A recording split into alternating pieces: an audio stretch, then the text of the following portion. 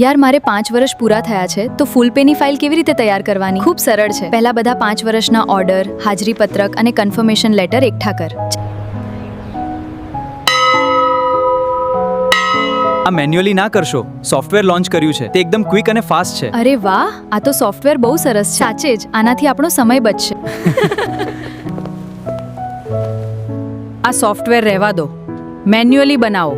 આ નવી પેઢી બસ બધું ફટાફટ જ કરવું હોય. સર, આ મારી 5 વર્ષની ફૂલ પેની ફાઇલ છે. બધું બરાબર છે ને? ફાઇલ પૂરેપૂરી કમ્પ્લીટ હોવી જોઈએ. કોઈ કાગળ બાકી નથી ને?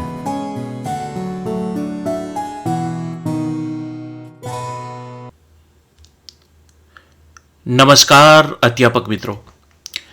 જે અધ્યાપક સહાયક મિત્રો વર્ષ 2022, 2023, 2024, 2025 અને 2026માં ગ્રાન્ટીન એડ કોલેજમાં જોઈન થયા છે, તેઓને 5 વર્ષ ફિક્સ પેના પત્યા પછી પૂર્ણ પગારમાં સમાવેશ કરવા માટે એક દરખાસ્ત, એક ફાઇલ મૂકવાની હોય છે, જે ખૂબ જ અગત્યની ફાઇલ હોય છે. તો એ અંગેની આ એક ડિટેલ ટ્રેનિંગ છે. આખી ટ્રેનિંગ તમે શાંતિથી જોશો એટલે ઘણી બધી વસ્તુઓ તમને ખ્યાલ આવશે, જે તમને કદાચ પહેલાં કોઈને જણાવેલી નહીં હોય. આ ઉપરાંત તમારા આ જે અધ્યાપક સહાયકની 5 વર્ષની ફાઇલ છે એ કેવી રીતે તમે મેન્યુઅલી કરી શકો છો, કેવી રીતે વન ક્લિક સોલ્યુશન એટલે વેબ ટૂલ તો આપણે બનાવેલું હતું, પણ એમાં જે ખામીઓ હતી એ બધી દૂર કરવામાં આવી છે, એનો ઉપયોગ કેવી રીતે કરવો. ત્યાર પછી ડેસ્કટોપ સોફ્ટવેર પણ આજે લોન્ચ કરવામાં આવ્યું છે મારા દ્વારા. એટલે આ જે વન ક્લિક સોલ્યુશન હતું એ જ ડેસ્કટોપ સોલ્યુશન છે, પણ આ જે છે એના માટે કાયમ વેબસાઇટ જે છે તમારે ઓનલાઈન કામ કરવું પડતું હતું, તો એના માટે ડેસ્કટોપ સોફ્ટવેર બનાવ્યું છે. તો એની સેટઅપ ફાઇલ કેવી રીતે ડાઉનલોડ કરી, ઇન્સ્ટોલ કરી અને કેવી રીતે યુઝ કરવાનું એનું પણ આ ટ્રેનિંગમાં તમને લોકોને જણાવવામાં આવશે. ટ્રેનિંગ શરૂ કરતાં પહેલાં તમારા મોબાઈલની અંદર જો આ ક્લિયર વિડીયો દેખાતો ના હોય તો તમારે યુટ્યુબના સેટિંગમાં જઈ એની જે વિડીયો ક્વોલિટી છે એ તમારે સારી કરી દેવાની છે. જો તમને ખ્યાલ ના આવતો હોય તો તમારા બાળક કે અન્ય કોઈ ટેક સેવી પર્સનનો તમે હેલ્પ લઈ શકો છો. વિડીયો મોબાઈલમાં કયા રિઝોલ્યુશનમાં દેખાય છે, તો ખાસ કદાચ જો નાનો વિડીયો પોર્ટ્રેટમાં દેખાતો હોય તો લેન્ડસ્કેપમાં તમે જોઈ શકો છો. આ ઉપરાંત અત્યારે બધાના ઘરે સ્માર્ટ ટીવી અને પીસી અને લેપટોપ તો હોય છે, તો એની અંદર પણ તમે જો આ વિડીયો જોઈ શકો તો વધારે સારું, જેનાથી તમને લોકોને વધારે ખ્યાલ આવી શકે. હું મારાથી બનતા બધા જ પ્રયત્ન કરીશ કે દરેકે દરેક સ્ટેપ્સ તમને લોકોને સમજાવી શકું. પણ આ ટ્રેનિંગ શરૂ કરતાં પહેલાં ઘણી બધી કોલેજોમાં મારા ટૂલ પર, એટલે પહેલાં આ એક એન્ડ્રોઈડ એપ્લિકેશન જ હતી જેની અંદર હું ખાલી વર્ડ ડોક્યુમેન્ટ પ્રોવાઈડ કરતો હતો. પણ સમય જતાં વન ક્લિક સોલ્યુશન ને ડેસ્કટોપ સોફ્ટવેર અસ્તિત્વમાં આવ્યું. હવે ઘણા બધા મિત્રો અને ઘણા જૂના મિત્રો એવું કહે છે કે આવા સોફ્ટવેર નહીં વાપરવાના, પોતાની રીતે ઇન્ડિવિજ્યુઅલી વર્ડ ફાઇલમાં કરવાનું. એટલે એ લોકોની જે માનસિકતા છે એ જુદી હોય. તમે લોકો આના ઉપર કરી શકો છો વન ક્લિક સોલ્યુશન ઉપર, એ જ વસ્તુ બનવાની છે. વન ક્લિક સોલ્યુશનથી ફાયદો એ થશે કે તમે જે ડેટા અહીં ભરશો, ફિલઅપ કરશો, એ એક જ વાર તમારે ફિલઅપ કરવાનો છે. દરેક ડોક્યુમેન્ટની અંદર જ્યાં જ્યાં જરૂર હશે ત્યાં તમારે એ ડેટા તમારો ફિલ થઈ જશે. એટલે કે એક જ સર્ટિફિકેટમાં અથવા તો વિવિધ સર્ટિફિકેટમાં કોલેજનું નામ, ઉમેદવારનું નામ કાયમ તમારે બદલવાનું રહેશે નહીં. જોઈનિંગ ડેટ, ફૂલ પેની ડેટ એ બધી વારંવાર તમારે ફિલઅપ કરવાની જરૂર રહેશે નહીં. તો વન ક્લિક સોલ્યુશનના અમુક લાભ છે. એ જે જૂના અધ્યાપકો હોય, કદાચ તમને કોઈ એવું કહેતું હોય કે મેન્યુઅલી કરી લેવાનું, તો મેન્યુઅલી માટે પણ ડાઉનલોડ ઝીપનો ઓપ્શન તો છે જ. આ ઉપરાંત ખાલી મારી વાત કરું ને તો ઘણી વખતે આ બધી વસ્તુ એવી છે કે અહીંથી પ્રિન્સિપલની રિક્રુટમેન્ટમાં તમે જાઓ કે યુજીસી એપીઆઈ કેલ્ક્યુલેટરમાં જાઓ, ઘણી બધી કોલેજોમાં જ્યારે પ્રિન્સિપલની રિક્રુટમેન્ટ આવી ત્યારે આ પોર્ટલનો જ ઉપયોગ કરી અને એમાંથી ફોર્મ્સ, એપીઆઈ, ગણતરી એ બધાનો ઉપયોગ કરવામાં લગભગ ઘણી બધી કોલેજો, એટલે હું કહી શકું કે 80% કોલેજોએ આ જ ફોર્મનો યુઝ કરેલો છે. એટલે આ વેબસાઇટ ઉપર આપેલી તમામ વસ્તુઓ ખૂબ જ મહેનતથી બનાવવામાં આવેલી છે. ઇવન ડીએ બિલનું જે હમણાં ગયું તો એની અંદર જ્યારે કચેરીમાં મારા દ્વારા જવામાં આવ્યું ત્યારે એવું કહેવામાં આવ્યું કે તમારા સોફ્ટવેર પરથી બનાવેલી વસ્તુ આવે છે એટલે આ વખતે બિલકુલ મિનિમમ ભૂલો આવે છે, બરાબર. એ રીતે એરિયર્સ કેલ્ક્યુલેટર છે કે પછી આગળની 10 થી 11ની ફાઇલ છે, આમાં ઘણી વખતે મને કચેરી તરફથી પણ એવો ફીડબેક મળતો હોય છે કે તમારા સોફ્ટવેરમાંથી બનાવેલી વસ્તુઓ ખૂબ જ પરફેક્ટ હોય છે. અને જ્યારે મારું 2020ની અંદર પૂર્ણ સમયના વ્યાખ્યાતા તરીકે સમાવેશ થયો ત્યારે મારી ફાઇલ માત્ર 1 જ મહિનાની અંદર અપ્રૂવ થઈ ગયેલી હતી અને એ ફાઇલ લગભગ 1.5 વર્ષ સુધી સેમ્પલ ફાઇલ તરીકે મૂકી રાખવામાં આવેલી. એટલે મીન્સ અન્ય કોઈની દોરવણીથી એવું ના માનશો કે એમને ખ્યાલ પણ નહીં હોય કે આ ચેકલિસ્ટમાં ક્યારે સુધારો થયેલો હતો અને ક્યારે આ ફાઇલમાં અમુક વસ્તુઓ નવી આવેલી હતી, બરાબર છે. એટલે ખાસ કારણ કે આ બધામાં હું ખૂબ જ અપડેટ રહેલો છું, એટલે જે કંઈ વસ્તુ હશે એ બધી લગભગ જે લોકો કહી રહ્યા હશે એ લોકોની લિમિટેશનની બહારની વસ્તુ હશે. ચલો, તો હવે આપણે આપણી ટ્રેનિંગ શરૂ કરીએ પહેલાં એક વસ્તુ કહી દઉં છું કે અધ્યાપક સહાયક તરીકે તમે જ્યારે જોઈન થાવ છો ત્યારે તમે 10 થી 11માં આસિસ્ટન્ટ પ્રોફેસર તરીકે જોઈન નથી થયા. સો તમારી જે કંઈ રિક્રુટમેન્ટ થયેલી છે અધ્યાપક સહાયક તરીકેની છે એને આસિસ્ટન્ટ પ્રોફેસર માનવાની ભૂલ કરવાની નથી. આસિસ્ટન્ટ પ્રોફેસર તમે લોકો જ્યારે 5 વર્ષ પૂર્ણ થાય ત્યાર પછી તમને મંડળ તરફથી આસિસ્ટન્ટ પ્રોફેસરનો ફૂલ પેનો ઓર્ડર મળે છે અને એ ફૂલ પેનો ઓર્ડર એ ઉચ્ચ શિક્ષણ કમિશનર કચેરીનો જ્યારે ઓર્ડર થાય ત્યારે મળે છે. એટલે કદાચ કોઈ એવું કહેતું હોય કે તમારે તો ડાયરેક્ટલી લેવલ 11 માટે અપ્લાય કરવાનું હોય તો એવું નથી. પહેલું તમારે આસિસ્ટન્ટ પ્રોફેસર બનવાનું છે, ત્યાર પછી એનપીએસની પ્રોસેસ, એનેક્સરની પ્રોસેસ અને પછી સીએસની પ્રોસેસ કરવાની છે. તમે ડાયરેક્ટલી આસિસ્ટન્ટ પ્રોફેસર લેવલ 10 અથવા તો 8મા પગાર પંચમાં જે કોઈ લેવલ આવે એમાં કન્વર્ટ થયા સિવાય ડાયરેક્ટલી સીએસ પ્રમોશન માટે એલિજિબલ થઈ શકશો નહીં. હા, પણ એક વસ્તુ છે કે આની અંદર જે કોઈ એપીઆઈ ફોર્મ છે એ તમે ફરીથી યુઝ કરી શકશો, બરાબર છે. તમારે 10 થી 11નો ગાળો ચાલી રહ્યો છે પણ અત્યારે તમારો ફિક્સ પેનો પણ સમયગાળો સાયમલ્ટેનિયસલી ચાલી રહ્યો છે. એટલે એક બાજુ જોવા જઈએ તો તમારો આમ 10 થી 11નો લેવલ 10 to 11નો જે છે પેસ ચાલી રહ્યો છે અને એના માટે પણ અહીં મેં કોર્સિસનું એક લખેલું છે. અહીં તમારે કયા કોર્સિસ કરવાના છે જેનાથી અત્યારે જે અધ્યાપકો મુશ્કેલી અનુભવી રહ્યા છે ઓરિએન્ટેશન અને રિફ્રેશરની એ મુશ્કેલીઓ તમને પડે નહીં, બરાબર. તો આની અંદર રોડ મેપ પણ છે, એનાથી તમારે શું કરવાનું છે, કઈ કઈ વસ્તુ કરવાની છે તમને ખ્યાલ આવી જાય, બરાબર. હવે આની અંદર ડાઉનલોડ ઝીપ ફાઇલ તો છે, જે પેલું બધા જે કહી રહ્યા છે કે આને વર્ડ ફાઇલ ખોલી અને તમારે એને અપડેટ કરવું જોઈએ. તો વર્ડ ફાઇલમાં કેવું થશે, સૌથી પહેલાં તો તમે અહીં કદાચ જોશો તો દરેક વર્ડ ફાઇલની અંદર આ રીતે તમારે પોતાની ટ્રસ્ટનું નામ, કોલેજનું નામ આ બધું બદલવું પડશે.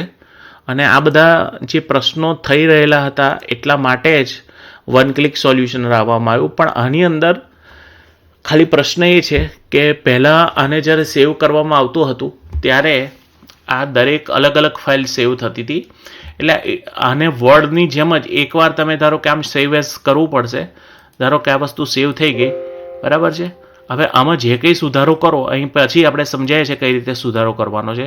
ત્યાર પછી એના પછી લોડ કરવાનું છે તમારે આ ફાઇલ. એટલે લોડ કરશો એટલે અહીં જે કંઈ સુધારો હોય એ તમારો પાછો વર્ડની જેમ ડોકએક્સ ફાઇલ આપણે બનાવી રહ્યા છે એ જ રીતે આમાં તમારે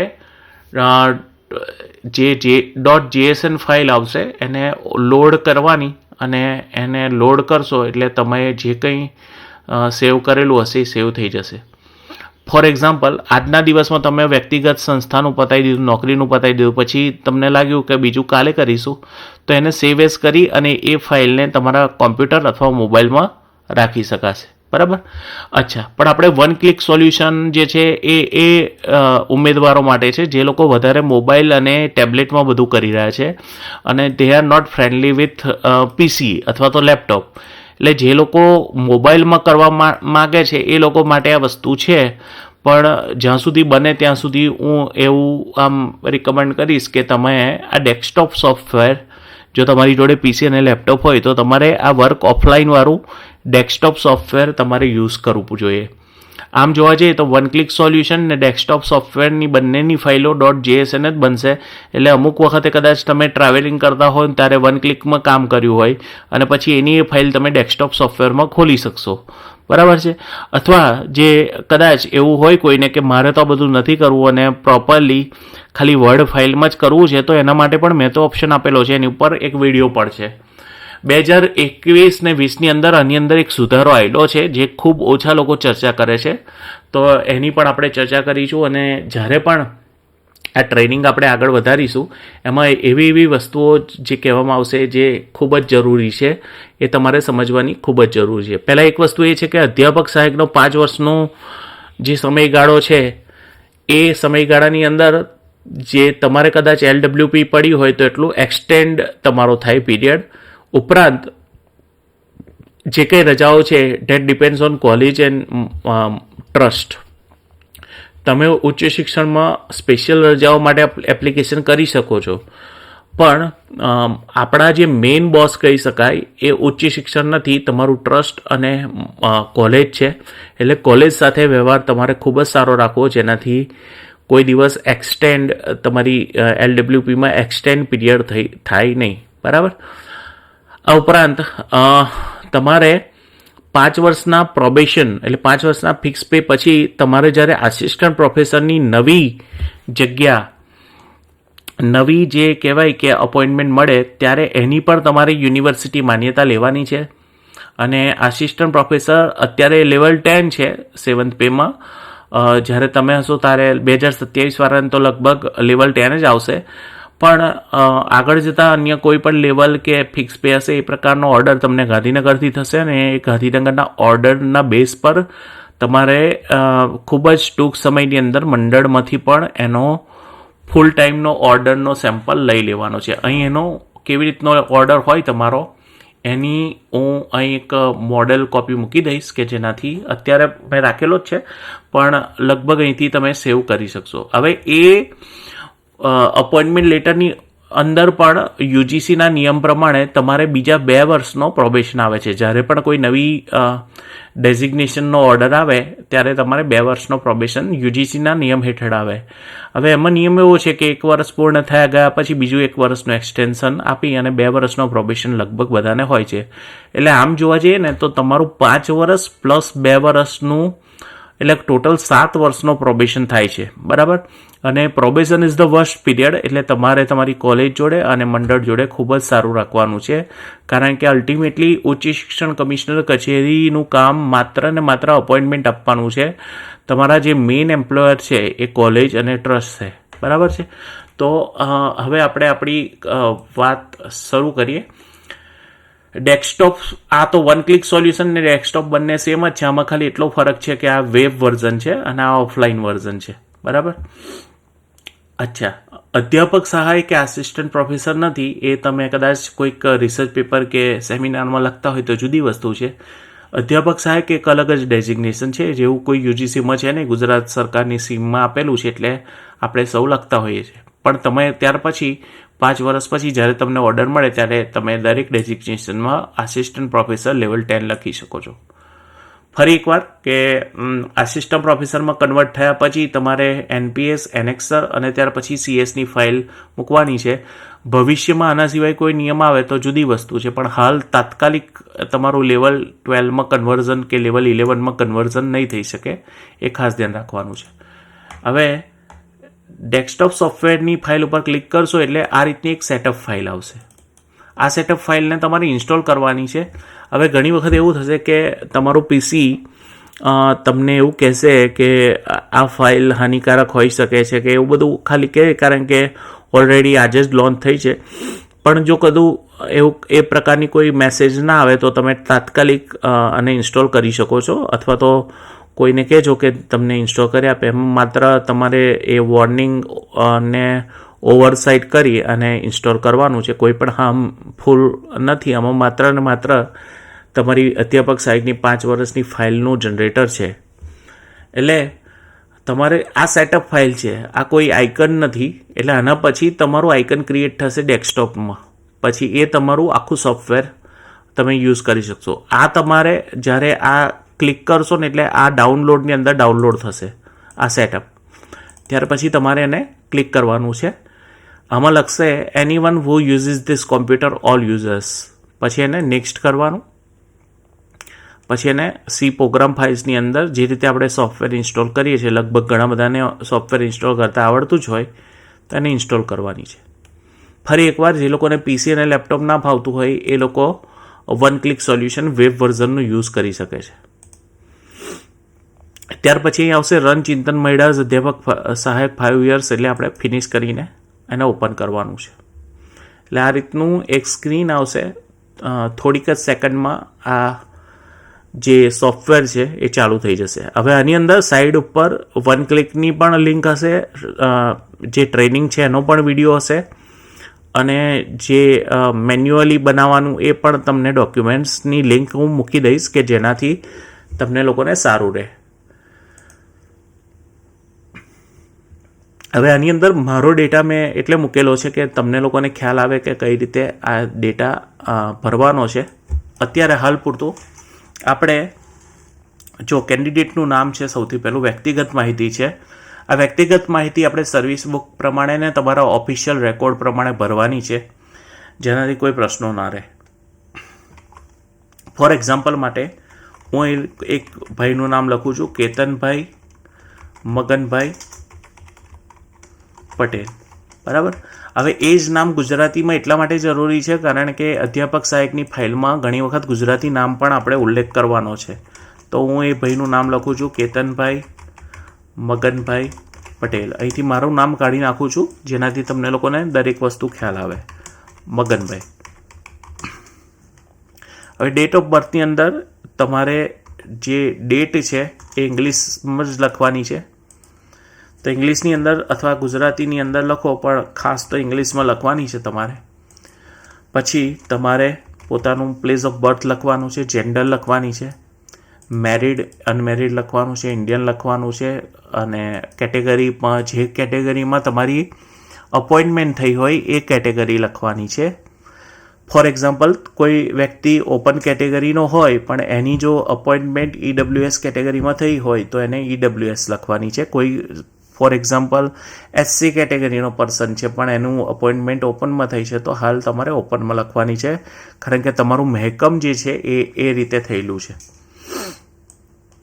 હવે ઈમેલની અંદર તમારે પોતાનો ઈમેલ એડ્રેસ અને મોબાઈલ જે ચાલુ હોય એ લખી દેવાનો છે, કારણ કે ઘણી વખતે તમારી ક્વેરી જે છે એ કદાચ ઈમેલ પર આવી શકે છે. ફરી એકવાર જે 2020-21ની વાત કરું તો ફાઇલ્સ જે હતી એ ઓનલાઈન ચેક નથી કરવામાં આવતી, એને ટેબલ પરથી ટેબલ જવા દેવામાં આવતી હતી. હવે લગભગ મારી જાણ પ્રમાણે અત્યારે તમારા તમામ ડોક્યુમેન્ટ સ્કેન થાય છે, અને સ્કેન થઈ અને પછી એને એક સોફ્ટવેરમાં નાખવામાં આવે છે, ને ત્યાંથી ક્લેરિકલ સ્ટાફથી અધિકારીઓ સુધી પહોંચે છે. બરાબર. એટલે હવે ખાસ તમારે જે કંઈ ડોક્યુમેન્ટ જોડવાના છે એ ક્લિયરલી વિઝિબલ હોવા જોઈએ. એક સિમ્પલ વાત કહું તો એક ફાઇલ એવી હતી કે જેમાં 10માની ને BAની જે માર્કશીટો હોય એ બરાબર સ્કેન થયેલી નથી, તો એનું કોમ્યુનિકેશન ના થયું એના લીધે એક અધ્યાપકની ફાઇલ જે છે એ 1 વર્ષ સુધી જે છે એ હોલ્ડ પર રાખેલી હતી. પહેલાં આવું નહોતું, પહેલાં ફાઇલો ફિઝિકલ ફોર્મેટમાં જ જતી હતી.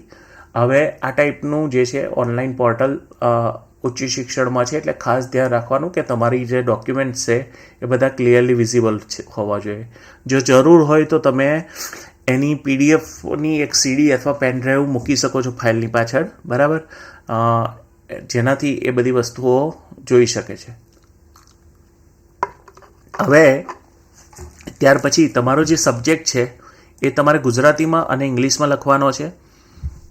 તમારું જે ડિપાર્ટમેન્ટ છે એ તમારે લખી દેવાનું છે. ડિપાર્ટમેન્ટ એટલે તમારું કોલેજની અંદર કયું ડિપાર્ટમેન્ટ છે, તમારું ડેઝિગ્નેશન છે એ લખવાનું છે, અને તમારો એમ્પ્લોય નંબર ત્યાં લખવાનો છે. બરાબર. ત્યાર પછી નેક્સ્ટ સ્ટેપની અંદર તમારે તમારી જે મંડળ છે એનું નામ ગુજરાતીમાં, ઇંગ્લિશમાં, કોલેજનું નામ જે પ્રોપર ગુજરાતીમાં અને ઇંગ્લિશમાં લખવાનું છે. ઘણી વખતે અધ્યાપકોને કોલેજના નામ પ્રત્યે, રજિસ્ટર્ડ નામ પ્રત્યે પણ અજ્ઞાનતા હોય છે. ખરી વાત કહી શકું છું, કારણ કે ઘણી વખતે કોલેજને પોપ્યુલર નામથી જે રીતે ઓળખવામાં આવતું હોય પણ એનું જે રિયલ નામ હોય એ થોડું જુદું હોય. એટલે તમારું જે કોલેજનું રજિસ્ટર્ડ નામ હોય એ જ તમારે લખવાનું છે. ત્યાર પછી તમારે કોલેજનું એડ્રેસ લખવાનું છે, કોલેજની વેબસાઇટ લખવાની છે, કોલેજનો ઈમેલ લખવાનો છે અને પ્રિન્સિપાલ સાહેબનો કોન્ટેક્ટ નંબર લખવાનો છે. આ બધી વસ્તુ સિમ્પલ છે. આપણે અધ્યાપક બની જ ગયા છે એટલે આમાં કંઈ વાત વધારે નથી કરવાની રહેતી. ત્યાર પછી નોકરીની અંદર તમારે તમારી જોઈનિંગ ડેટ, 2 વર્ષની જોઈનિંગ ડેટ તો ધારો કે 5 તારીખ છે તો 2 વર્ષની 4 તારીખ આવે. પછી 5 વર્ષની કમ્પ્લીશન ડેટ 5 ના આવે, 4 આવે. એટલે તમે જે જોઈનિંગ થયા હોય એના અગાઉની ડેટ જ 5 વર્ષની પૂર્ણ થયેલી ડેટ કહેવાય. ત્યાર પછી તમારી જે રેગ્યુલર ડેટ જે છે એ તમારી 5 વર્ષની એક્ઝેક્ટ 5 વર્ષ પૂર્ણ થયા પછી તમે કદાચ આના માટે ChatGPTને પૂછી લો ને તો વધારે સારું રહેશે કે હું જોઈનિંગ આ તારીખે થયેલો હતો, તો મારી રેગ્યુલર ડેટ કઈ. બરાબર છે. હવે અહીં લખેલું છે ઓર્ડર ને ફાઇલ ડેટ. હવે આ શું છે કહી દઉં. તો તમે જે દિવસે આપણે ફાઇલ મોકલવાના છો એ ફાઇલની ડેટ એટલે ઓર્ડર ને ફાઇલ ડેટ. બરાબર છે. તો એ દિવસે જે તમે ધારો કે જે દિવસે ફાઇલ ધારો કે આપ 2022માં જોડાયા છો જુલાઈમાં, તો એની ફાઇલ તમારે મોકલવાની છે ક્યારે? તો એની ફાઇલ તમારે 2027 જુલાઈમાં મોકલવાની છે. હવે નિયમ એવો છે કે તમે એ ફાઇલ તમારા પૂર્ણ પગારના 15 દિવસ અગાઉ મોકલી શકો છો. એટલે ફોર એક્ઝામ્પલ કોઈ માણસ 27 જુલાઈ 2022માં જોડાયો છે તો એ 27 જુલાઈ 2027ના અગાઉ 10 કે 15 દિવસ અગાઉ આખું વર્ક કમ્પ્લીટ કરી અને પોતાની ફાઇલ મોકલી શકે છે. તો તમે તમારી જે ફૂલ પેની ડેટ આવે એના 15 દિવસ અગાઉ પણ કે 10 દિવસ અગાઉ પણ તમે પોતાની ફાઇલ મૂકી શકો છો. ઘણા બધા તો 1 મહિના અગાઉ જ મૂકી દેતા હોય. એટલે જે છે લગભગ જો તમે લોકો એક્ટિવ હો તો આ વસ્તુ થઈ શકશે.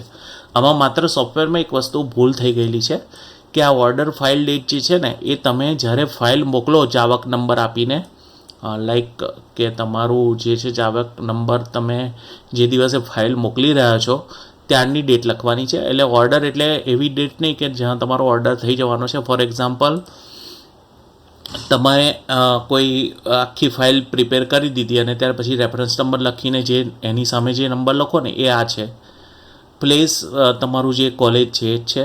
હવે NOC ક્રમાંક જે છે ને એની તમારે ખાસ જે રીતે લખેલી હોય કવટ ભરતી અને જે કંઈ હોય એ તમારે NOC એટલે એક એવું ડોક્યુમેન્ટ કે જે તમને તમારી પાસે કદાચ નહીં હોય.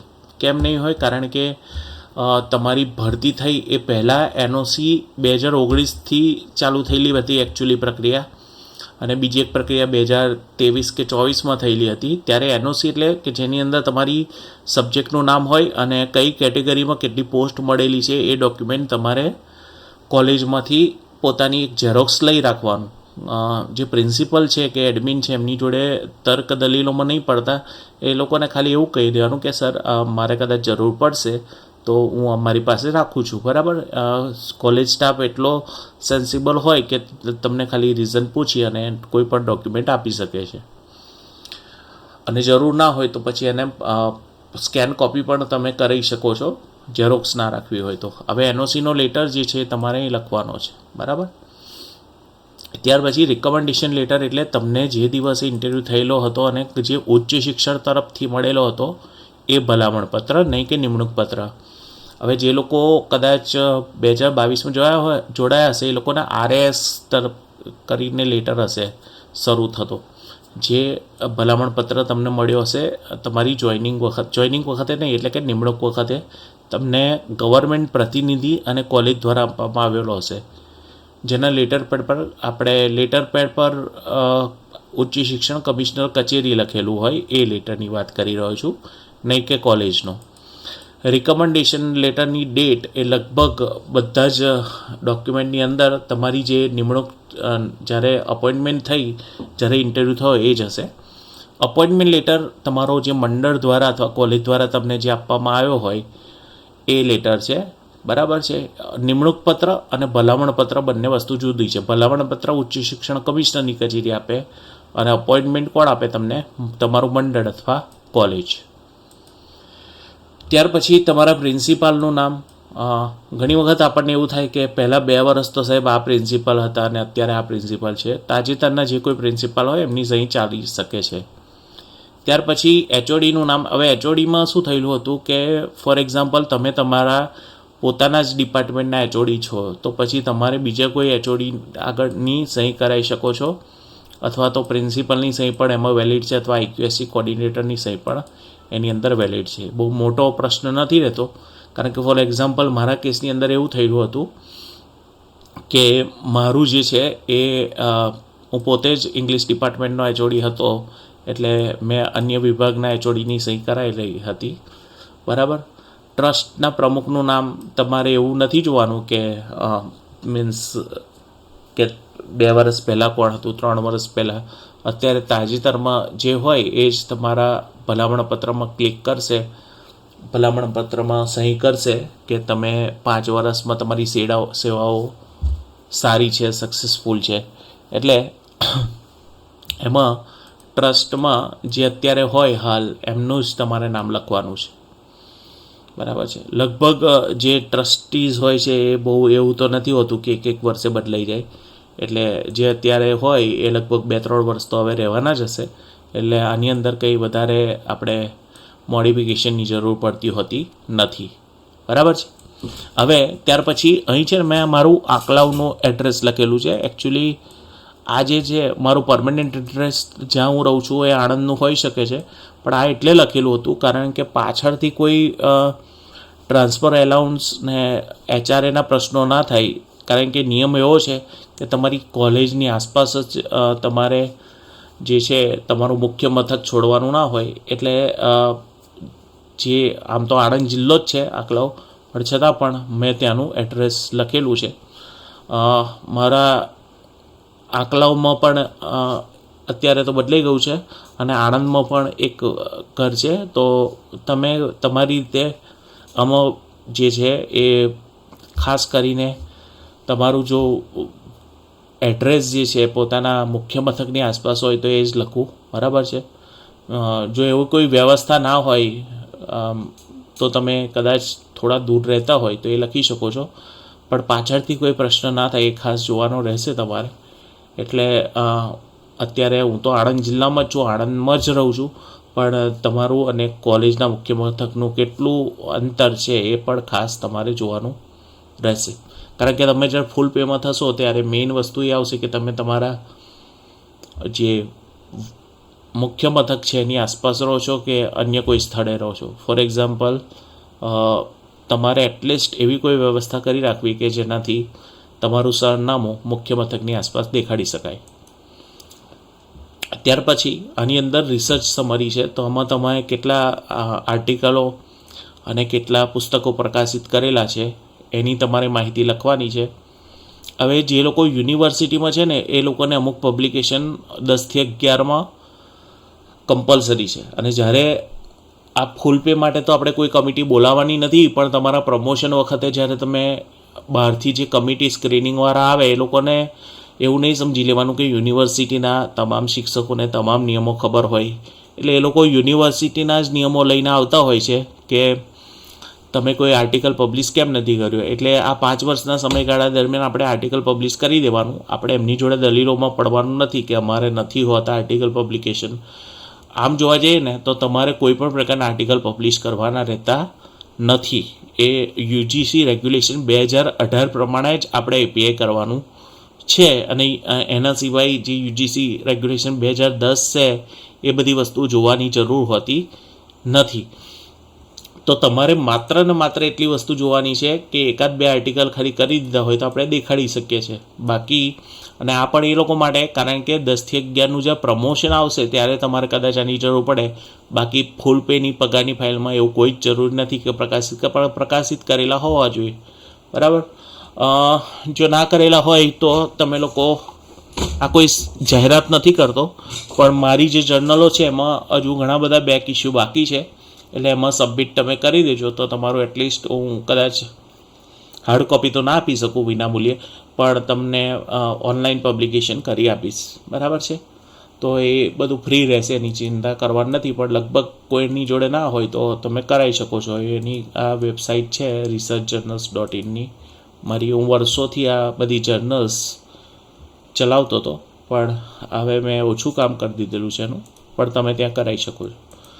સ્પેશિયલ અચીવમેન્ટની અંદર તમે કોઈ ઇનોવેશન કરેલું હોય કે કોઈ એક જગ્યાએ તમે કોઈ સેમિનાર કરેલો હોય, અથવા તો તમારી અંડરમાં કોઈ વિદ્યાર્થીઓ કદાચ યુનિવર્સિટીમાં રેન્ક આવેલો હોય તમારા સબ્જેક્ટની અંદર, તો એ બધી વસ્તુઓ તમારે થોડી ફાઇન્ડ આઉટ કરીને લખવી પડશે. ધારો કે મેં તો ઘણું બધું કરેલું હતું. એપીઆઈ કેલ્ક્યુલેટર, અધ્યાપક સહાયક, મેરિટ કેલ્ક્યુલેટર, સંજીવની પિક્ચર બનાવેલું હતું. મને ઉચ્ચ શિક્ષકનો ઉત્કૃષ્ટ કામગીરી માટે શિક્ષક દિવસ પર જે આપણું કમિશનર કચેરી છે એણે શ્રેષ્ઠ શિક્ષકનો આપેલો હતો. એટલે બધું મેં સ્પેશિયલ અચીવમેન્ટમાં લખ્યું છે. ટ્રેનિંગની અંદર તમારે જે કોઈ ટ્રેનિંગ તમે કરેલી છે બધી જ ટ્રેનિંગ તમારે લખી દેવાની છે, જેવી કે orientation, refresher, FDP, NEP sensitization programme, આ બધી જ વસ્તુઓ તમારે ટ્રેનિંગ એની અંદર લખી દેવાની છે. એચઓડીનું જે છે એ તમારે આનું આ જ રાખવાનું છે, એમાં કોઈ સુધારો નહીં કરો તો ચાલશે. તમારે તમારી ભાષામાં લખવું હોય તો ચાલે. આની અંદર લખેલું છે candidate is themself the HOD. આજે મારા જેવો કિસ્સો થયો છે કે જેમાં હું પોતે જ એચઓડી હોઉં તો આ ટીક કરવાનું, નહીં તો કરવાની જરૂર નથી. IQAC academic year, IQAC academic recommendation date. હવે આ શું છે કે તમે જે 5 વર્ષમાં જ્યારે ફૂલ પેમાં જાઓ છો ત્યારે આ આઈક્યુએસસી એકેડેમિક યર શું છે, તો ધારો કે 2027માં થાવ છો તમે ફૂલ પે, તો 2027-28 આવે. તમે ધારો કે 28માં ફૂલ પે થાવ છો તો 28-29 આવે ને એની કમિટીની ડેટ લખવાની છે. હવે આ સુધારો છે ને 2021માં આવેલો હતો. પહેલાં આવું કોઈ, તમે કદાચ કોઈક પહેલાંની જૂના મિત્રની ફાઇલ ખોલો ને તો આ બધી વસ્તુ નહીં હોય અંદર. કે 2021માં એક પરિપત્ર આવેલો હતો કે જેમાં ખાલી પહેલાં કેવું હતું કે અધ્યાપક સહાયકની અંદર માત્ર પ્રિન્સિપલ, વિભાગીય અધ્યક્ષ અને મંડળનો અભિપ્રાય માગતા હતા. ત્યાર પછી આ લોકોએ શું કર્યું કે આઈક્યુએસસીનો પણ અભિપ્રાય માગ્યો. બરાબર. અને આઈક્યુએસસીનું ફોર્મેશન કમિટી જે થયેલી હોય એનો પરિપત્ર માગ્યો. એટલે આ બધી વસ્તુ તો ખૂબ જ નવી છે. કદાચ તમે જૂની ફાઇલમાં જોશો ને તો એ બધી વસ્તુ હશે ને અપૂર્તતાઓ આવશે. આ ઉપરાંત તમારે મેડિકલ સર્ટિફિકેટ ફરીથી નથી લેવાનું, પણ જે જૂના મેડિકલ પોલીસ છે એ બધા તો બરાબર છે, પણ તમે જે પોલીસ સર્ટિફિકેટ જ્યારે તમે પહેલાં કઢાવેલું હતું, જે ચારિત્ર્યનું પ્રમાણપત્ર છે, એ ચારિત્ર્યનું પ્રમાણપત્ર હવે તમારે વર્ક સ્થળનું કરાવવું છે. ફોર એક્ઝામ્પલ, કોઈ માણસ સુરતનો છે જોઈન થયેલો, તો એણે સુરતનું પ્રમાણપત્ર કઢાવ્યું હશે, પણ એ જ્યારે અહીં જોઈન થાય છે, ધારો કે બીજી વિદ્યાનગરની કોલેજમાં જોઈન થાય છે, તો એણે વિદ્યાનગરની કોલેજની આસપાસ એ વિદ્યાનગરમાં એ મુખ્ય મથકે એણે નોકરી કરી, એટલે એણે એ વખતનું મીન્સ કે વિદ્યાનગર નગરપાલિકા, વિદ્યાનગર પોલીસ સ્ટેશનનું પ્રમાણપત્ર કઢાવવાનું છે. હવે એ પ્રોસિજર ઓનલાઈન થઈ ગઈ છે. લગભગ જે લોકો કદાચ ખ્યાલ હોય તો એ તમામ પ્રોસિજર ઓનલાઈન થઈ ગઈ છે. બરાબર. તો ખાસ એ વસ્તુ ધ્યાનમાં રાખવાની છે. બરાબર. હવે ફરી એકવાર કહી દઉં તો આ બધી વસ્તુ તમે કરો એ તો બરાબર છે, પણ એના લોડ સેવ કરતા રહેવાનું છે. પહેલાં પ્રથમ વખત સેવ એઝ કરીને પોતાની જોડે રાખવાનું, પછી સેવ કરવાનું, અને જ્યારે પણ એડિટ કરવાનું હોય ત્યારે એને લોડ કરવાનું રહેશે. બરાબર. તો આ બધી વસ્તુ ક્લિયર છે. હવે એના પછી નેક્સ્ટ જઈએ આપણે. તો આની અંદર તમે જે કોઈ એક્ટિવિટી અને નોડલ ઓફિસર, કોર્ડિનેટર, નેક કોર્ડિનેટર ના બધું હોય એ બધું તમારે એક્ટિવિટીમાં દર્શાવી દેવાનું છે. બરાબર. હવે આ બધી કમિટી અને એક્સટેન્શનમાં ઘણી બધી વસ્તુ આપણે કરેલી જ હોય, જેવી કે આપણે ઇનોવેશન નો કોર્ડિનેટર હોઈએ, સ્વર્ણિમના કોર્ડિનેશન હોઈએ, SSIPના હોઈએ, એન્ટરપ્રિન્યોરશિપ ડેવલપમેન્ટના હોઈએ, એ બધાના જ તમારે શું કરવાના છે, તો એ બધાના તમારે પ્રમાણ મૂકી દેવાના છે. ઓકે, હવે તમે કોજન્ટ ખોલશો ને તો એના પ્રૂફ રૂપે કોજન્ટમાં તમારી જે રોલ આપેલા હશે ધેટ ઇઝ ધ પ્રૂફ, અથવા તો તમારે જો પાછળ જોડવાના હોય તો એ તમે પ્રિન્સિપાલના સર્ટિફિકેટ બનાવી શકો છો. બરાબર. હવે API સમરીની અંદર આમાં વર્ષ લખેલા છે બધા. બરાબર. એકેડેમિક યર અહીં તમારે તમારા વર્ષો લખી દેવાના છે. હવે API જે છે એ API જેવું હોતું જ નથી. તમારે માત્ર જે ઘણા લોકોનું એ કન્ફ્યુઝન હોય છે કે કયું UGC રેગ્યુલેશન ફોલો કરવાનું છે. તો UGC રેગ્યુલેશન 2018 તમારે ફોલો કરવાનું છે. એની અંદર કોઈ જ APIનો ઉલ્લેખ કરેલો નથી. છતાં પણ જો તમારે રિસર્ચ સ્કોર લખવો હોય તો લખી શકો છો. UGC 2018ના રેગ્યુલેશનની અંદર તમારે માત્ર ને માત્ર અમુક ટકા ટીચિંગ કરો એટલે તમારો સ્કોર થઈ જાય ગુડ કે બેડ. ધારો કે દર વર્ષનો તમારે API કાઉન્ટ કરવાનો છે, તો ફોર એક્ઝામ્પલ તમે જે જોઈનિંગ કરેલી હોય, ધારો કે 5 તારીખથી 5/12/2015 જોઈન થયા તો 5/12/2016 એટલે 1 વર્ષ એ રીતે જ ગણવાનું છે તમારું. અને એ 1 વર્ષની અંદર તમારે બંને સત્ર એડજસ્ટ કરી અને એમાં જે ટીચિંગ સ્કોર થતો હોય એ તમારે લખવાનો છે. ટીચિંગ સ્કોર કેવી રીતે થાય એવું તમને દેખાડું છું. તો આની અંદર બધા વર્ષ તમારે બદલી નાખવાના છે. બરાબર. 2027, 28, ધારો કે 2022, 23 લખી દેવાનું છે. બરાબર. અને અહીં આ બધું પછી પણ ભરી શકો છો તમે, પણ અત્યારે ખાલી દેખાડવા માટે હું લખી રહ્યો છું. ત્યારબાદ વર્કલોડ સ્ટેજ એક ખૂબ જ ઇમ્પોર્ટન્ટ વસ્તુ છે કે આની અંદર તમારે જ્યારે જોઈનિંગ થયા ત્યારે કેટલા વિદ્યાર્થીઓ હતા, કેટલો વર્કલોડ હતો અને 5 વર્ષ પછી શું તમારો વર્કલોડ જળવાઈ રહ્યો છે, એના માટેની માહિતી તમારે અહીં ભરી દેવાની છે. આ વસ્તુ એટલા માટે ખૂબ જ જરૂરી છે કારણ કે વર્કલોડ સ્ટેજ જે છે, વર્કલોડ સ્ટેજ એ ખૂબ જ ઇમ્પોર્ટન્ટ છે. નહીં તો તમે ફાજલ ગણાવો, એટલે ફાજલ ના ગણાવું એટલા માટે વર્કલોડ સ્ટેજ રાખેલો છે. ત્યાર પછી IQSCના મેમ્બર્સ જે છે એ તમારે અહીં વધારે જે વખતની તમારી IQSC હોય જૂની અને નવી એ તમામના નામ લખી દેવાના છે. ખાસ તો તમારે એ જોવાનું છે કે તમે જ્યારે પૂર્ણ પગારમાં આવો ત્યારે કઈ IQSC હશે એના જ મેમ્બર્સના નામ લખવાના છે. આમ પ્રોસિજર એવી છે કે દરેક API દર વર્ષે કરાવવાનું હોય, પણ જો કદાચ કોઈક પ્રશ્નોના કારણે ના થયું હોય તો 5 વર્ષ પછી પણ તમે એ વસ્તુ કરાવી શકો છો. એકેડેમિક ક્વોલિફિકેશનની અંદર તમારે પોતાની જે કોઈ SSC HSCના બધું લખવાનું છે એ તમારે તમામ ડિટેલ ભરી દેવાની છે. રિસર્ચ ડિગ્રીની અંદર તમારે PhD, MPhil એ બધી વસ્તુ લખવાની છે. PhD તમારું 4 વર્ષની અંદર જો કમ્પ્લીટ થઈ જાય તો તમને જે 11મું લેવલ છે એ 5 વર્ષે મળશે. જો 4 વર્ષની ઉપર જો તમારું PhD ગયું તો તમને 5 વર્ષે 11મું લેવલ નહીં મળી શકે, એના બદલે 6 વર્ષે મળશે. 6 + 5 એટલે બીજા 5 વર્ષે 12મું લેવલ મળશું અને પછી 3 વર્ષે એટલે 2 વર્ષનો તમને શું થઈ શકે છે, લોસ થઈ શકે છે. જે લોકો ઓલરેડી PhD સાથે જોઈન થયા છે એ લોકોને તો કંઈ ચિંતા જ નથી, 5 + 4 + 3નો નિયમ જ છે. પણ જે લોકોનું PhD 4 વર્ષ પછી થયું છે એ લોકો માટે ગંભીર સમસ્યાઓ અત્યારે પણ લોકો ભોગવી રહ્યા છે, એ તમારે ભોગવવી પડશે.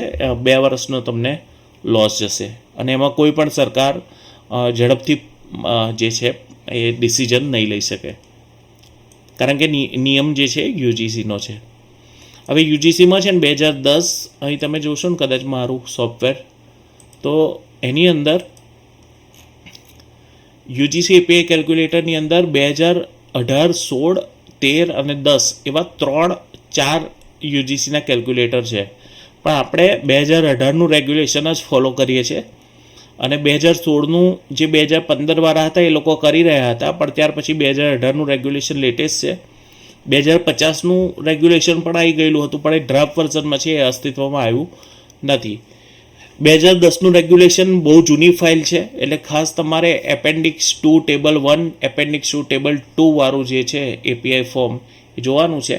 અને એમાં પણ તમે કદાચ અહીં સીએસ રોડમેપ કોર્સ અને સીએસ રોડમેપ જુઓ તો તમને ખ્યાલ આવશે કે તમારે માત્ર અધ્યાપક સહાયકની 5 વર્ષની ફાઇલની અંદર કોઈ પણ પબ્લિકેશન નથી કરવાના, તમારે ઓપી અને આરસી કરવાનો છે, અથવા તો એફડીપી ઇક્વિવેલન્ટ જે કંઈ હોય એ કરવાનું છે. અને જે આ એપેન્ડિક્સ 2 ટેબલ 1 જે છે એની અંદર જે એક્ટિવિટીઝ કરવાની છે અમુક, બરાબર, 3થી વધારે હોય અને આમાં અમુક લેક્ચરો તમે લીધેલા જ હોય, એમાંથી ગુડ અથવા સેટિસ્ફેક્ટરી સ્કોર લેવાનો છે.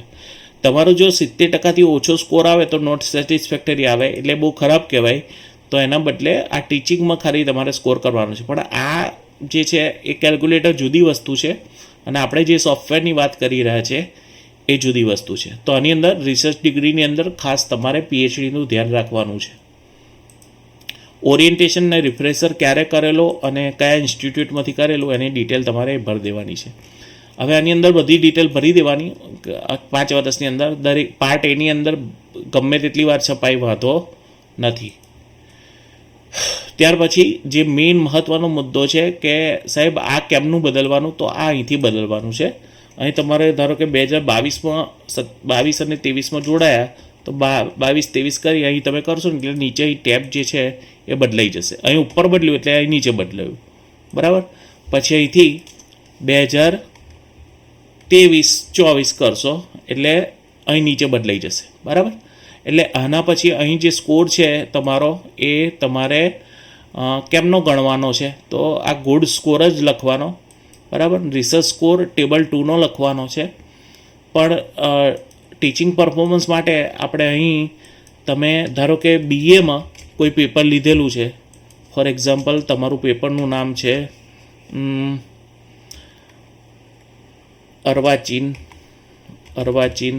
કાવ્યો, બરાબર. તો આમાં કેટલા લેક્ચર તમે ભરેલા છે તે તમારે એકેડેમિક યર પ્રમાણે સેમિસ્ટર વાઇઝ BA સેમ 1, બરાબર. હવે આની અંદર તમારે ધારો કે લેક્ચરો તમારે કેવી રીતે ગણવાના, તો એના માટે તમે એઆઈનો યુઝ કરી શકો છો. તમારે એકેડેમિક કેલેન્ડર અપલોડ કરી જેટલી પણ રજાઓ છે એટલી કાઢી નાખી અને લમસમ અહીં તમે દેખાડી શકો છો કે મારા 78 લેક્ચર છે 90માંથી, બરાબર. અને આ રીતે તમારે આખા વર્ષના સેમ 1, 2, 3, 4 એક વર્ષની અંદર તમારે દરેક સેમ આવી જાય એ રીતે તમારે અહીં તમારો દરેક વર્ષનો રિસર્ચ સ્કોર લખી દેવાનો છે, બરાબર. તો આ એકદમ ક્લિયર છે કે જેની અંદર દરેક સેમમાં જે પેપર લેતા હોય અને જેટલા લેક્ચર આવતા હોય, ફોર એક્ઝામ્પલ કોઈ એક પેપરના 4 ક્રેડિટ હોય તો દરેક સેમિસ્ટરમાં તમારે કેટલા લેક્ચરો આવે છે એ તમારે લમસમ ડિસાઇડ કરી દેવાના છે. અને આના પ્રૂફ તરીકે તમે પ્રિન્સિપલનું પ્રમાણપત્ર અથવા ટાઈમ ટેબલ જોડી શકો છો. વધારે ડીપમાં ના જવું હોય તો તમે પ્રિન્સિપાલનું પ્રમાણપત્ર આમાં જોડો તો એ વેલિડ છે, બરાબર. બીજી એક વસ્તુ કે આની 5 વર્ષની ફાઇલનું આઈક્યુએસસી જોશે, બાકી ત્યાં ક્લેરિકલ જે સ્ટાફ છે એ દે એઝ્યુમ કે તમારા જે કોલેજ સ્ટાફે છે બરાબર જ જોઈ લીધેલું છે. એટલે એ કંઈ આ બધી વસ્તુ ના જોવા બેસે કે તમારું તમે પદ્ય લીધું, ગદ્ય લીધું કે લિટરેચર લીધું, કયું લીધું, કેટલા લેક્ચર લીધા. એટલે પણ ખાસ તો તમારી આઈક્યુએસસી લિબરલ હોય એ વધારે જરૂરી છે. બાકી ત્યાં કોઈ ઓફિસર્સ કે એવું કોઈ સ્ટાફ નથી બેસતું કે જે તમારી આ બધી વસ્તુ જોવે. એ લોકો દે ઓનલી વોન્ટ કે પેપર તમારું પ્રોપરલી હોવા જોઈએ ને આઈક્યુએસસી એ કમ્પ્લીટલી આ બધી ચેક કરેલી હોય છે. 22, 23, 24, 25, 26, 27. ઓકે. ત્યાર પછી એડમિનિસ્ટ્રેટિવ રિસ્પોન્સિબિલિટીમાં તમને જે કોઈ ડ્યુટી આપી હોય, NSS પ્રોગ્રામ ઓફિસર ને એ બધું તમારે અહીં લખી દેવાનું છે. એક્ઝામિનેશન ડ્યુટીની અંદર પણ તમારે type of duty, short description, college ને આ બધું લખી દેવાનું છે. કો કરિક્યુલર એક્ટિવિટીમાં પણ તમારે આ બધું લખી દેવાનું છે. કેટલા સેમિનાર તમે ઓર્ગેનાઇઝ કર્યા, કોઓર્ડિનેટર, કો કોઓર્ડિનેટર રહેલા એ લખી દેવાનું છે. પીએચડી ગાઈડની અંદર પણ તમારે કેટલા છોકરાઓને તમે ગાઈડ કર્યા, લગભગ ના કર્યા હોય તો બધું નીલ જવા દેવાનું. પબ્લિકેશનમાં ખાસ જોવાનું, તમે કોઈક રિસર્ચ પેપર ISSN નંબરમાં છપાયેલું જરૂરી નથી, પણ તો પણ 1-2 પોતાના છપાઈ રાખવા, બરાબર. તમને કોઈ મુસીબત પડતી હોય તો મને તમે કહી શકો છો એમાં. એના પછી રિસર્ચ પબ્લિકેશન પછી તમારે આગળ જવાનું છે, બરાબર છે. આ બધા ઇન્વાઇટેડ લેક્ચર, પેપર પ્રેઝન્ટેડ, એટલે તમને કોઈ જગ્યાએ ઇન્વાઇટ કર્યા હોય એ લખવાના છે, બુક ચેપ્ટર લખવાનું છે, એ બધું કરી અને તમારે આખો ડેટા ભરવાનો છે. આમાં ખાસ મહત્ત્વનો ડેટા આ જ છે કે તમારી જે ટીચિંગ એક્ટિવિટી છે અને અન્ય બધી જે રિસ્પોન્સિબિલિટી છે એ વધારે મહત્ત્વની છે, બરાબર. તો અચ્છા, તમને એવું થાય કે આમાં શું રિસર્ચ સ્કોર લખવું, તો એ રિસર્ચ સ્કોર લખવા માટે તમારે આ મારું એક બીજું મોડ્યુલ છે ને એની અંદર આવી જવું, અહીં ગણવાનું અને અહીં ફિલઅપ કરવાનું, બરાબર. અને ત્યાર પછી નેક્સ્ટ. હવે લગભગ બધું તૈયાર થઈ ગયું છે, પણ આમાં એવું થશે કે ઘણા બધા એપીઆઈ ફોર્મ જનરેટ થઈ જશે. બધા અલગ અલગ રીતે થશે, અમુક શોર્ટ વર્ઝનમાં થશે, અમુક ફૂલ વર્ઝનમાં થશે, બરાબર. તો એમાંથી કયા લેવાના, તો હમણાં હાલ પૂરતા આપણે બધા જ વસ્તુઓ ભરી દીધી છે અને ત્યાર પછી નેક્સ્ટ કરીએ છીએ, બરાબર. કેતનભાઈ મગનભાઈ પટેલ, મારા નામની જગ્યાએ એમનું નામ લખી દીધું છે અને જનરેટ કરશો એટલે આની અંદર you will get the jeep file. તમને લોકોને એક જીપ ફાઇલ આવી રીતે ડાઉનલોડ થઈ જશે અને એ જીપ ફાઇલ તમે ખોલશો એટલે એ જીપ ફાઇલની અંદર તમામ ડોક્યુમેન્ટ, તમારી JSN ફાઇલ અને આખી બધી જ ડોક્યુમેન્ટ ફાઇલ થઈ ગઈ. હવે જુઓ, અહીં તમે જોશો ને તો મારા નામની જગ્યાએ પહેલાં મારું નામ હતું. આ કોલેજનું નામ તો એટલા માટે આવ્યું કારણ કે આપણે એનું એ જ રાખેલું હતું. બાકી મારા નામની જગ્યાએ કેતનભાઈ મગનભાઈ પટેલનું નામ આવી ગયું છે. હવે આને થોડું નીચે સ્પેસ મારી, આમ તો ફોન્ટ બરાબર જ છે પણ આને થોડું આમ નીચે સ્પેસ મારી દેવાની. અહીં તમારું જે લેટર પેડ છે એની અંદર આ વસ્તુ છપાઈ જશે, બરાબર. અને બધી જ ડોક્યુમેન્ટ હવે પ્રશ્ન એ આવે કે સાહેબ આપણે એપીઆઈ ફોર્મ આટલા બધા છે, આમાંથી કયા જોઈએ? તમે કોઈ પણ એપીઆઈ ફોર્મ લઈ શકો છો, એવું કંઈ જરૂરી નથી. પણ મારા ખ્યાલથી તમારે જે આ પાર્ટ એ છે એ તો આપણે અહીં છાપી જ દીધેલો છે, આમાં બધી વસ્તુ આવી જશે. તો પાર્ટ એ તો રાખવાનો જ છે કમ્બાઈન, પણ તમારે પાર્ટ એની જગ્યાએ તમને એવું હોય કે મારે પાર્ટ બી પણ દરેકનો અલગ બનાવો છે તો આ પણ ચાલે. પણ પાર્ટ એનું એક જે પહેલું વર્ઝન છે એ તમારે લઈ લેવાનું છે. એપીઆઈ ફોર્મ શોર્ટમાં પણ આપેલા છે અને લોંગમાં પણ આપેલા છે, પણ તમને જે અનુકૂળ લાગે. હું તો એવું કહું છું કે તમારે એકચ્યુઅલી ફૂલ એપીઆઈ ફોર્મ કે જેની અંદર આ બધું આવી ગયું, જો પાર્ટ એ પાર્ટ બી બધું આવી ગયું છે, તો એ આ જ વસ્તુ તમારે આખી દરેકના એપીઆઈ ફોર્મ લઈ લેવા, બરાબર. જો આ જે છે ને પાછળ જે સૌથી છેલ્લે આપેલા છે, ભલે થોડા પેજીસ વધારે થાય પણ તમારે એપીઆઈ ફોર્મ એના જ લઈ લેવાના હોય, જેનાથી પ્રશ્નો થાય નહીં. આના સિવાય તમે દરેક વસ્તુ જુઓ કેટલી સરળતાથી થઈ ગઈ છે. દરેકમાં કેતનભાઈ મગનભાઈ પટેલ નામ આવી ગયું છે. કોલેજનું નામ બદલો તો એ પણ આવી શકે છે, બરાબર. અમારા જમાનામાં આવી કોઈ વ્યવસ્થા હતી નહીં કે જેનાથી અમારે દરેક ડોક્યુમેન્ટ ખૂબ જ જાળવીને કરવા પડતા હતા, બરાબર છે. તો તમે આ સોફ્ટવેરનો યુઝ કરો. પહેલાં સેટઅપ ફાઇલ તમારે અહીંથી ઇન્સ્ટોલ કરવાની છે અને ઇન્સ્ટોલ કર્યા પછી એને તમારે યુઝ કરવાની છે. હવે આ ધારો કે લાઈક ધીસ કે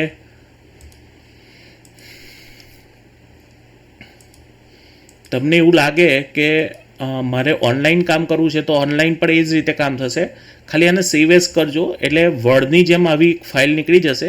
એને તમારે સેવ કરી અને પછી કાયમ એને લોડ કરવાની છે, એટલે એનાથી તમારી આ વસ્તુ લોડ થઈ જશે. હવે જે વસ્તુ આપણે વાત કરી રહ્યા હતા કે તમારે શું શું કરવાનું છે, તો તમે અહીં તમારી જોઈનિંગ ડેટ નાખશો, બરાબર છે, 27/7/2022, ઓકે. અને અહીં તમારું રોડ મેપ જોશો એટલે તમને ખ્યાલ આવી જશે કે તમારે ઓરિએન્ટેશન રિફ્રેશર કરવાનો છે. હિન્દી અને ગુજરાતી એક્ઝામ જો ના આપેલી હોય તો આપી દેજો, બરાબર, એટલે પાછળથી પ્રશ્ન ન થાય. ઘણા બધા કેસ એવા છે કે અત્યારે હું એવું તમને મિસગાઈડ નથી કરતો કે CCC+ની એક્ઝામ પાછળથી આપી હોય તો પણ ના કરી રહી હોય તો પણ તમને કરી આપે 5 વર્ષ પછી, તમને એક્સટેન્શન આપીને એક વખતે કરી આપે છે. પણ જ્યાં સુધી બને ત્યાં સુધી લગભગ અત્યારની જનરેશન ખૂબ જ શાર્પ છે એટલે CCCની એક્ઝામ તમારે આપી દેવી. પણ જો કદાચ ના હોય તો એવું નહીં માની લેવાનું કે તમે ફાઇલ ના મૂકી શકો. એક ટાઈમ ફાઇલ મૂકી દેજો. અને પોલીસનું જે વેરિફિકેશન છે એ ખાસ તમારે કરાવવાનું છે. આ ઉપરાંત તમારી કેટલી સેલરી થશે તો એ તમે અહીંથી કાઉન્ટ કરી શકશો. તમારો મેઇન પગાર પહેલાં 57,700 હશે અને ત્યાર પછી તમારે તમારું સિટી સિલેક્ટ કરી દેવાનું, ઝેડ કેટેગરી, એક્સ કેટેગરી. એટલે તમારો 5 વર્ષ પછી કેટલો પગાર થશે, કેટલો ઇન્ક્રીમેન્ટ થશે. અને ત્યાર પછી કદાચ તમને એવું લાગે કે મારે બીજું અન્ય વસ્તુઓ જોવી છે તો CS એલિજિબિલિટી ડેટ પણ તમે અહીંથી ચેક કરી શકો છો, જેમાં તમારી ધારો કે 5/12/2022ની ભરતી છે, ક્વોલિફિકેશન PhD છે, અને તમે અહીં જોશો તો અહીં ક્લિયરલી તમને દેખાડશે કે 27માં તમને લેવલ 10 to 11 મળે, 11 to 12 મળે, 12 થી એવી રીતે. આ જે છે ને CSનું એરિયસ કેલ્ક્યુલેટર એ પણ પરફેક્ટલી અત્યારે એરિયસ કાઉન્ટ કરી શકે છે. પહેલાં થોડી ભૂલો હતી પણ એ ભૂલ બધી સુધારી દીધી છે, બરાબર.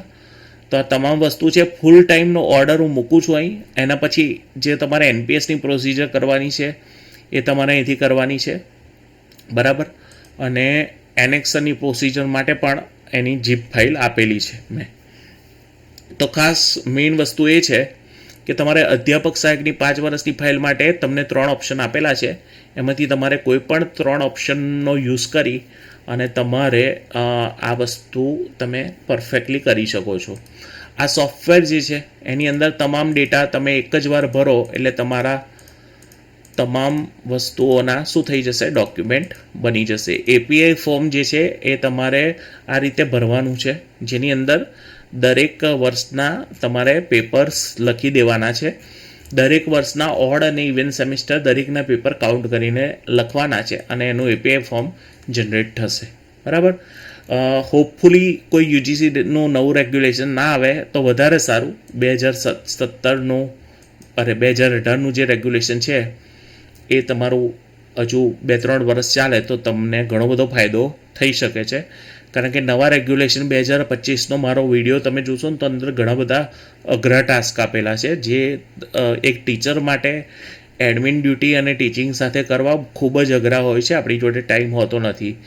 એટલે ભગવાનની કૃપાથી જો 2018નું રેગ્યુલેશન ચાલુ રહે તો તમને લોકોને ઘણો બધો ફાયદો થઈ શકે છે, બરાબર. આમાં ઘણી બધી વસ્તુ છે. આ વેબસાઇટ ખોલો ને તો તમને લગભગ આખું યુનિવર્સ મળી રહેશે ને ટૂંક સમયમાં તો આ વેબસાઇટ ઉપર, અને આ વેબસાઇટની ગાંધીનગર પણ જાણ છે. મેં દેખાડેલું છે, જે કોઈ ઓફિસર્સ છે એમને આખું પ્રેઝન્ટેશન કરીને દેખાડેલું છે કે આમાં આટલી સર્વિસીસ મેં ઇન્ક્લુડ કરી છે. And they are very happy કે ઘણું બધું કામ મેં આ બધી વસ્તુઓ કરી દીધેલી છે, ને આ બધી વસ્તુ ફ્રી ઓફ કોસ્ટ છે, બરાબર છે. તો થોડી સજાગતા અને જાગૃતતા રાખી અને તમારે આ ફાઇલ બનાવવાનું ચાલુ કરી દેવાનું છે. અને મારા ખ્યાલથી ડેસ્કટોપ્સનું આ જે EXE વર્ઝન છે એ ખૂબ જ સરસ છે, જે આજે લોન્ચ કરું છું ફ્રેન્ડશિપ ડેના દિવસે તમને લોકોને ગિફ્ટમાં.